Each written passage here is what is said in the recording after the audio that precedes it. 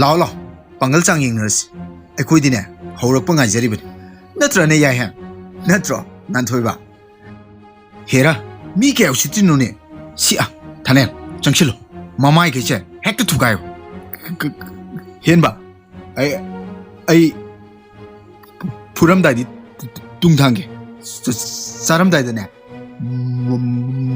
mang thang bana thang mani nangan changchilo thanen nangi wadubu mina taraga ibani se yam ki ba man gi rojo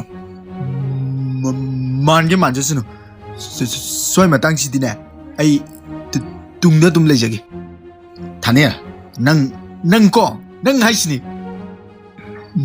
nang ana sangsin badi ki bro migolda hairi du bo yare nui ani gi wado soi da libu ai khoine nui gon sinaba matam ya mangi lehoro ne goodbye oi narin pandra dine hayengai lambi lamkhang da mi thalangban aduga nupi angang desu karan hek taram baba noi hingre khang hey hanto yare bo hantu ne gari thoge sininga bo sininga kana takpiram doiba yen ba hantu se che ai khoi takam da tare haba oh lakseida masi puna makse thanil nanga ngang na dingai de fai khutna laman khumbang ngamdrabasu noina tawgi khalakpa thabakta aina thugai bangamdraba hei henba ming hongbige chaslo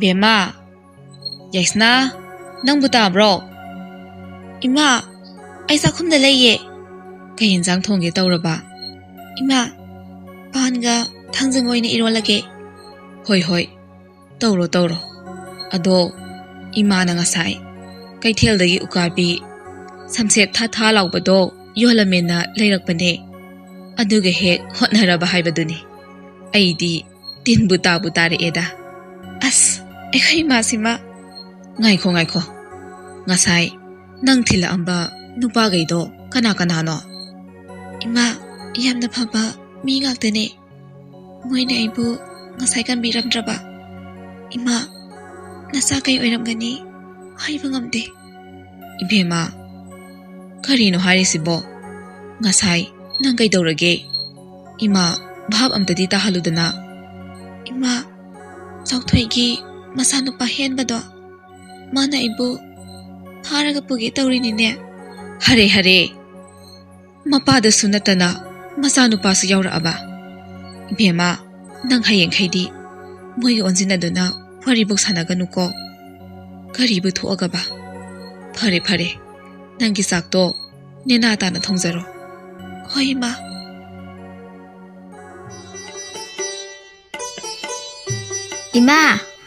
imau kai le ja no iskon thenga kansida hoi mau haima tawri si yengun he tapna kaurusune ima dum tai ko ima ne na pangde ko na pangda beira ngasai dei laklatana ko babu sukum he khumdaba ngamine iskun thengi se manam namo kadai adu ibema nang ngausinabanu ko ima ai te loidribu sunga ngausana roye aduni ngausinaba yade ko adu nang kai charaba ima na nangi chanaba table da thanambado nangbu charabo ima ai di chata sune energy happy naba mi lei kanano ne mi duba ima su khangba yaidana yai oja ne oja mamina ngan thoiba ima ai energy la amani chatle bye bye haima kaya da mangau thikraba ngangno ne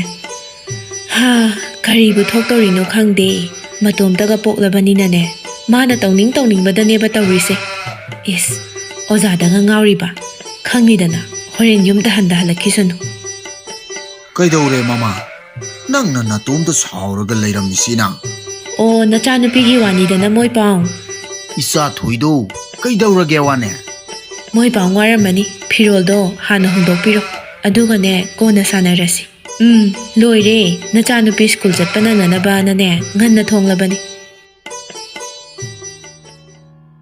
misna energy to la khire jalo ꯈꯪꯗꯦꯕ ꯑꯟꯀꯥ ꯑꯁ ꯑꯩꯗꯤ ꯁꯥꯔ ꯉꯥꯟꯊꯣꯏꯕꯁꯦ ꯌꯥꯝꯅ ꯅꯨꯡꯁꯤꯕꯣ 10ꯒꯤ ꯑꯦꯛꯖꯥꯝꯁꯨ ꯊꯥꯗꯣꯔꯦ ꯅꯪ ꯂꯥꯏꯔꯤꯛ ꯈꯔ ꯀꯟꯅ ꯄꯥꯎꯀꯣ ꯍꯌꯦꯡ ꯑꯦꯛꯖꯥꯝ ꯊꯥꯔꯝꯗꯥꯏꯗ ꯅꯪꯅ ꯀ꯭ꯂꯥꯁ ꯃꯅꯨꯡꯗ ꯂꯩꯔꯤꯉꯩꯗꯅꯦ ꯅꯪꯒꯤ ꯈꯪꯗꯕꯗꯣ ꯁꯥꯔ ꯉꯥꯟꯊꯣꯏꯕꯅ ꯀꯔꯤꯁꯨ ꯇꯥꯛꯄꯤꯕ ꯂꯥꯛꯑꯣꯏꯀꯣ ꯅꯪ ꯁꯤꯃꯗꯤ ꯈꯪꯖꯧꯍꯦ ꯑꯗꯨ ꯑꯣꯏꯔꯁꯨ ꯑꯩꯗꯤ ꯌꯥꯝꯅ ꯅꯨꯡꯁꯤ ꯇꯨ ꯅꯪꯒꯤ ꯏꯅꯔꯖꯤꯁꯦ ꯂꯥꯛꯑꯦ ꯍꯥ ꯑꯁꯦꯡꯕꯩꯔꯣ ꯑꯁ ꯑꯁꯨꯛ ꯅꯨꯡꯁꯤꯕ ꯅꯪꯁꯦ ꯃꯤꯒꯤ ꯑꯣꯏꯍꯟꯅꯤꯡꯗꯦꯕꯣ ꯀꯔꯤꯒꯨꯝꯕ ꯅꯪꯁꯦ ꯑꯩꯒꯤ ꯂꯥꯏꯕꯛꯇ ꯇꯝꯂꯝꯕ ꯊꯣꯛꯂꯕ ꯑꯩꯗꯤ ꯉꯝꯈꯩ ꯂꯩꯇꯅ ꯍꯔꯥꯎꯅꯤꯕꯣ ꯅꯨꯄꯤ ꯅꯪ ꯌꯥꯗ꯭ꯔꯦꯍꯦ ꯁꯥꯔ ꯉꯥꯟꯊꯣꯏꯕꯗ ꯄꯨꯡꯂꯨꯞ ꯍꯦꯛ ꯂꯨꯞꯄꯦ ꯂꯨꯞꯆꯔꯁꯨ ꯉꯥꯎꯖꯔꯁꯨ ꯑꯩ ꯃꯥꯕꯨ ꯅꯨꯡꯁꯤꯗꯕꯗꯤ ꯉꯝꯗ꯭ꯔꯦ ꯃꯤꯁꯅ ꯀ꯭ꯂꯥꯁ ꯍꯧꯈꯤꯗꯣꯔꯦ ꯇꯨ ꯅꯪꯒꯤ ꯁꯥꯍꯤꯇ꯭ꯌꯗꯣ ꯀꯣꯟꯅ ꯊꯥꯗꯔꯣ ꯂꯥꯛꯑꯣ ꯆꯪꯉꯁꯤ ꯂꯥꯛꯑꯣꯕ ꯑꯪꯀꯥ ꯑꯩꯅ ꯅꯪꯉꯣꯟꯗ ꯉꯔꯥꯡ ꯀꯣꯏꯁꯟ ꯁꯦꯝꯃꯣ ꯍꯥꯏꯕꯗꯣ ꯁꯦꯝꯃꯛꯄ꯭ꯔꯣ ꯁꯥꯔ ꯑꯩꯗꯣ ꯈꯨꯠ ꯅꯥꯗꯅ ꯁꯦꯝꯂꯛꯇꯔꯦ ꯈꯨꯠ ꯅꯥꯕꯗꯤ ꯑꯣꯏꯔꯝꯃꯣꯏ ꯇꯟꯗꯅ ꯁꯦꯝꯃꯛꯇ꯭ꯔꯤ ꯑꯣꯏꯔꯝꯅꯤꯅꯦ ꯏꯁ ꯅꯪꯒꯤ ꯋꯥꯈꯜꯗ ꯃꯥꯡꯉꯤꯉꯩꯗ ꯁꯦꯝꯂꯛꯇ꯭ꯔꯒ ꯅꯪꯅꯗꯤ ꯈꯪꯕꯤꯗꯅ ꯀꯩ ꯍꯥꯏꯕꯅꯣ ꯅꯪ ꯍꯧꯖꯤꯛ ꯍꯥꯏꯗꯣ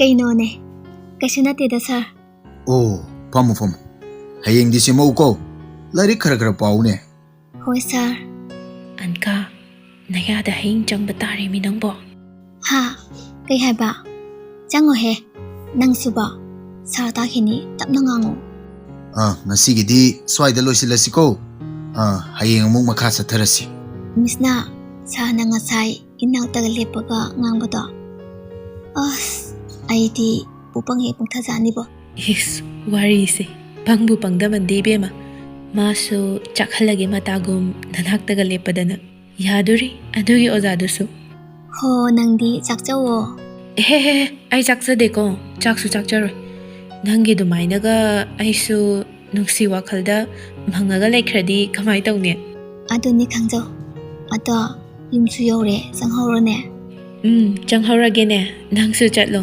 ꯑꯗꯣ ꯏꯅꯔꯖꯤꯒꯤ ꯋꯥꯈꯜꯗ ꯅꯌꯨꯝꯒꯤ ꯊꯣꯡꯒꯥꯟꯒ ꯀꯥꯎꯅꯤꯀꯣ ꯀꯥꯎꯔꯣꯏꯍꯦ ꯑꯗꯨꯗꯤ ꯅꯪꯁꯨꯕ ꯍꯥꯏꯃꯟꯗ꯭ꯔꯣ ꯅꯪꯒꯤꯗꯣ ꯑꯗꯣ ꯕꯥꯏ ꯕꯥꯏ ꯕꯥꯏ ꯑꯟꯀꯥ ꯍꯌꯦꯡ ꯑꯃꯨꯛ ꯊꯦꯡꯅꯔꯁꯤꯀꯣ ꯏꯇꯥ ꯅꯨꯡꯁꯤꯕꯤ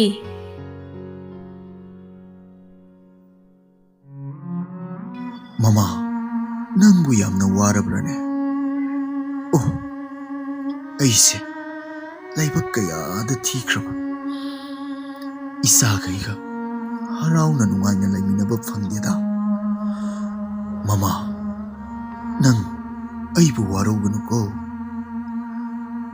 isa ani dasu mapa ai leite haibagi awatpa leihanganu ko mama nasangan bado seksina sinaduna tamuko isanu pado migi misau yam sangi ida leima nandi laibak pabini nasani bu seksina sinaduna layuko aisale namana sadagi lamna ꯃꯣꯏ ꯄꯥꯕꯣ ꯆꯠꯈꯤꯅꯣ ꯆꯠꯄ ꯌꯥꯔꯣꯏꯌꯦ ꯃꯤꯀꯨꯞ ꯑꯃꯠꯇ ꯑꯣꯏꯔꯕꯁꯨ ꯉꯥꯏꯕꯤꯔꯝꯈꯣ ꯃꯣꯏ ꯄꯥꯕꯣ ꯏꯃꯥ ꯀꯩꯗꯧꯔꯒꯦ ꯍꯥ ꯀꯩꯁꯨ ꯇꯧꯗꯦ ꯅꯣꯡꯉꯥꯜꯂꯕꯣ ꯉꯥꯜꯂꯦ ꯑꯩꯗꯤ ꯆꯥ ꯂꯣꯟꯕꯕꯨ ꯂꯣꯏꯔꯦ ꯏꯃꯥ ꯍꯧꯗꯣꯛꯄ ꯆꯪꯉꯛꯑꯝꯕꯅꯦ ꯏꯃꯥꯅ ꯅꯨꯡꯉꯥꯏꯅ ꯇꯨꯝꯍꯧꯕꯗꯨꯗ ꯍꯧꯗꯣꯛꯇ꯭ꯔꯕ ꯑꯗꯣ ꯀꯩꯗꯧꯔꯒꯦꯕ ꯑꯌꯨꯛꯁꯤꯗ ꯍꯨꯃꯥꯡ ꯉꯥꯛꯇ ꯉꯥꯏꯔꯦ ꯇꯧꯔꯤꯁꯦ ꯏꯕꯦꯝꯃ ꯅꯄꯥꯕꯨꯡꯗꯣ ꯑꯩꯒꯤ ꯃꯪꯂꯥꯟꯗ ꯌꯥꯝꯅ ꯋꯥꯅ ꯎꯔꯝꯃꯤ ꯅꯨꯡꯁꯤꯕ ꯋꯥꯍꯩ ꯋꯥꯇꯥ ꯀꯌꯥꯁꯨ ꯁꯤꯟꯅꯔꯝꯃꯤ ꯅꯨꯡꯁꯤꯕꯅꯤꯗ ꯃꯇꯝꯗꯣ ꯏꯃꯥ ꯑꯩꯈꯣꯏ ꯄꯥꯕꯨꯡꯁꯦ ꯀꯃꯥꯏ ꯇꯧꯔꯒ ꯂꯩꯈꯤꯗ꯭ꯔꯤꯅꯣ ꯑꯩꯉꯣꯟꯗꯁꯨ ꯍꯥꯏꯕꯤꯌꯣ ꯏꯕꯦꯝꯃ ꯌꯥꯗꯦ ꯏꯆꯥ ꯋꯥꯅꯕꯅꯦ ꯏꯆꯥꯗ ꯄꯣꯠꯂꯨꯝ ꯄꯨꯕꯗோ 이마 ꯄꯥꯝꯗꯦ 이마 ꯅꯠꯇꯦ ꯑꯗꯨꯅ ꯋꯥꯂꯣ ꯄꯤꯒꯅꯣ ꯑꯩꯅ ꯆꯤꯡꯅꯔꯤꯕꯁꯦ ꯑꯝꯇꯗꯤ ꯀꯣꯛꯍꯟꯕꯤꯌꯨꯕ ꯕꯦꯝꯃ ꯍꯧꯈ꯭ꯔꯕꯗꯤ ꯍꯧꯈ꯭ꯔꯦ ꯅꯪ ꯁꯤꯒꯤ ꯃꯇꯥꯡꯁꯤꯗ ꯏꯃꯥꯗ ꯍꯪꯉꯛꯑꯅꯨ ꯏꯃꯥ ꯑꯩꯁꯦ ꯅꯪꯅ ꯍꯦꯛ ꯄꯣꯛꯆꯕ ꯅꯆꯥ ꯑꯣꯏꯔꯕꯗꯤ ꯑꯩꯉꯣꯟꯗ ꯋꯥꯂꯣꯠ ꯄꯤꯒꯅꯨ ꯏꯃꯥꯅ ꯋꯥꯂꯣꯠꯀꯗꯕ ꯑꯣꯏꯔꯕꯗꯤ ꯑꯩ ꯍꯤꯡꯂꯨꯕꯒꯤ ꯀꯩ ꯀꯥꯟꯅꯒꯅꯤ ꯏꯃꯥꯒꯤ ꯃꯥꯡꯁꯤꯗ ꯅꯆꯥ ꯊꯋꯥꯏ ꯊꯥꯕꯁꯨ ꯉꯝꯒꯅꯤ ꯏꯃꯥ ꯅꯆꯥꯅ ꯊꯃꯣꯏ ꯁꯦꯡꯅ ꯍꯥꯏꯖꯔꯤ ꯄꯥꯕꯨꯡꯁꯦ ꯀꯃꯥꯏꯅ ꯂꯩꯈꯤꯗꯕꯅꯣ ꯐꯔꯦ ꯏꯆꯥꯅ ꯈꯪꯅꯤꯡꯉꯕꯅꯤꯅ ꯏꯃꯥ ꯍꯥꯏꯔꯒꯦ ꯃꯇꯝꯗꯣ ꯅꯣꯏꯗꯤ ꯌꯥꯝꯅ ꯄꯤꯛꯏ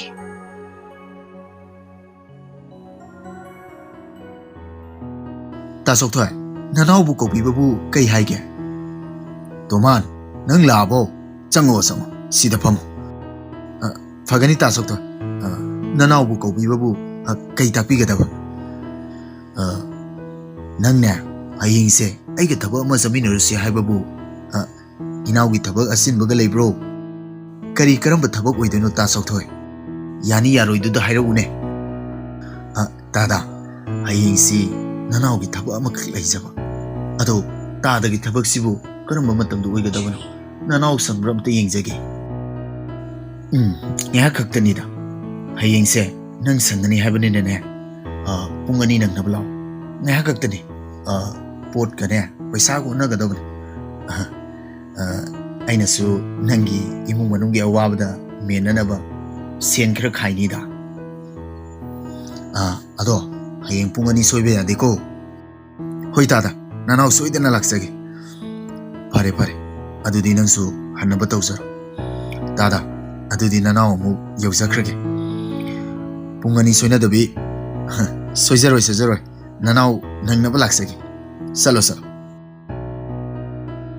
mama tabro nangbo ising glass amata puthoro se moi pabong ising haibado sida leire nasa ani di kadai da laikre masin makpa ani do imung da sanaraga lehawi ma pabung mama pung kya takre ani ta dore kai dorage moi pabwa pung ga hangisibo ai thaba amakak leiba pung 2 nang naba satkadaba thenge ai salage halagane ai nangonda fasana hairage hoi chathoro moi pabwa ado pangthing di thengla kanu ko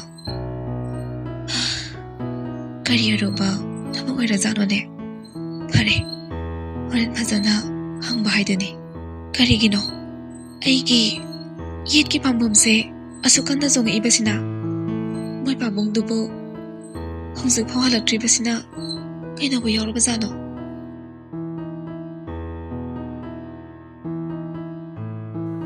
tasok thoi nanau laksare toman nang ni ne ngai ro mise pare la abani ne sanaba tawrasi gari da kakhalo tada kiyam lapke sung yo de da yo dore sigi ko lai se hek lai sin baga yore tasok thoi ada kulai pairaga mi khara leiri se toman kaistoroi ai gi mi ngaktani tada kai thabok no so haide numisu tasile tasok thoi nangisi ai sum singnare ko karigino ai yet ki pamum se asukan na song ibisina doman se sigi drug se tu sida leri ba mi se ubra kodai da leri no tasok thoi tu ada leri se sigi manata salo aduga nangnane sigi bag spiu aduga mana sune bag ama pirakani adu lawraga la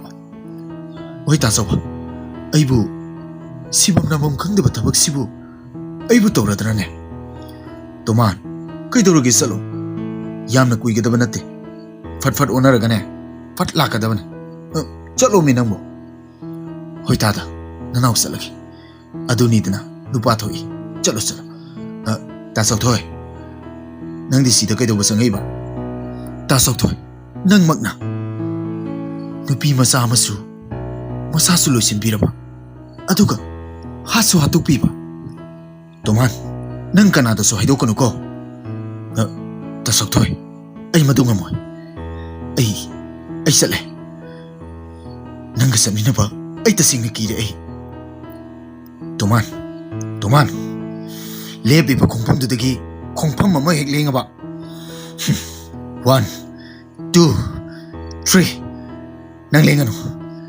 yadraba nang lenganu yadraba natro adudi ta sakthoi nang magni ai bu thang na thinba Itema bro. Tomba, kay daw re? Iping-pingi di. Itema, tato mando. Ako'y kun gilapagta ne. Asiba haksang mo na taraga leho re.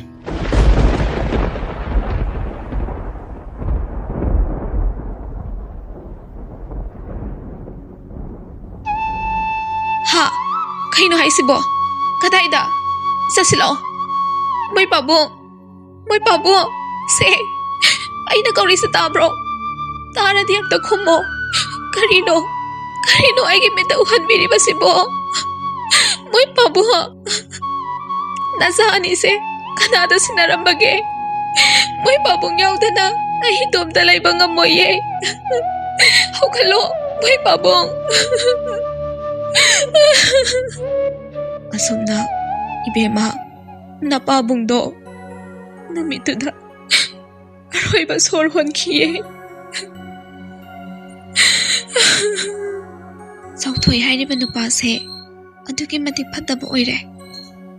Mana aikoy pabongbo numituda pubiramdradi hosik phau hinglamgani ko ima.